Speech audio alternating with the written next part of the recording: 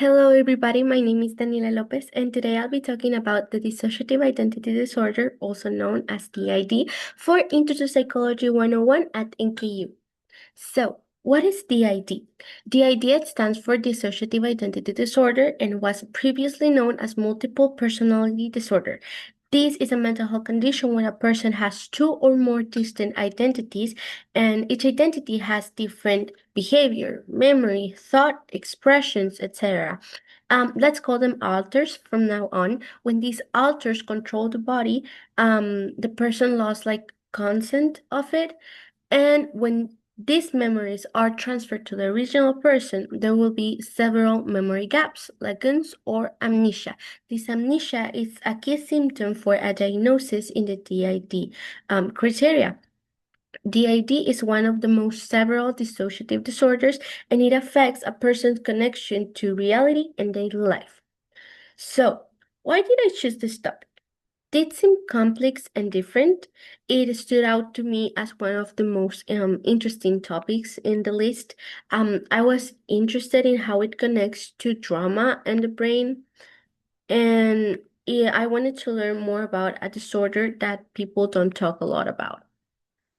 Some key symptoms of DID are amnesia or memory gaps. This amnesia can also be with personal information, family, etc. Two or more identities, these identities having different personalities, ways to see the world, perspectives, and these identities affecting daily life at school or work. What does the criteria is for DID in the DSM-5?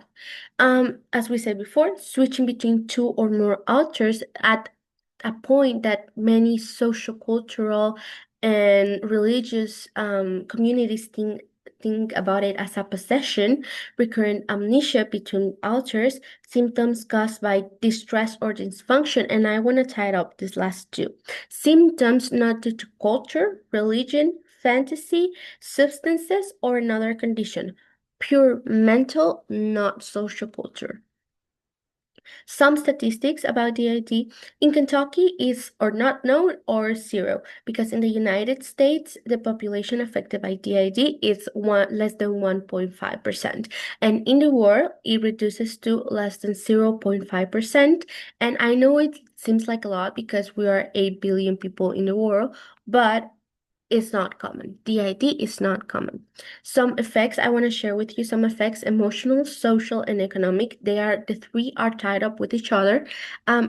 Emotional or personal are severe anxiety, depression, mood swings, emotional numbness, and this affects the social life of the people affected by DID with isolation, difficulty with employment, relationship, friendship, family, partners, etc., and interpersonal conflict. And this affects the economics by healthcare going up with hospitalizations or therapy, and unemployment and loss of productivity due to this unemployment. What does the science says about DID? DID is considered as a chronic mental health condition that involves two or more distinct identities, as we said before, and it is caused by early and repeated childhood trauma. Some scientific says that are neurobiological differences in between people with DID, but most of them believe, and the conclusion is that it's connected to trauma, not to social cultural influence. DID is a dissociative disorder, not a personality disorder, which means that that person is not focused on what they are doing. And with proper treatment, people with DID can live functional and fulfilling lives. Some treatments and therapies of DID can be medicine to manage depression and anxiety, psychotherapy or normal therapy. This therapy is often recommended doing it as a group, friends or family therapy, and even hypnosis may help. Some emerging inventions for DID are telehealth for stabilization, VR, virtual reality for exposure therapy, and AR-driven tools to have a better manage or control over this disorder.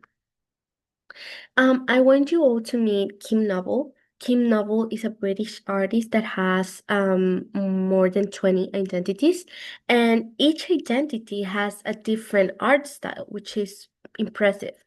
Um, her trauma started by childhood abuses, and her whole life she was misdiagnosed by having schizophrenia and depression. Later on, she met a person who was specialized as a psychiatric, who was specialized in dissociative identity disorder, and they were able to help her.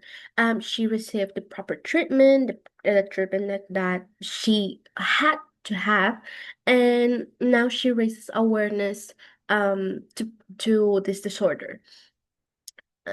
People like her can show that if they get the proper treatment, they can like lead to a stable and functional lives. In conclusion, dissociative identity disorder is rare and complex mental health condition caused by caused most of the times by early trauma. Although it has no cure, treatments like psychotherapy, medication, and the new technology that's coming up can help manage it. With proper care, people with DID can lead to stable, meaningful, and functional lives, like Kim's.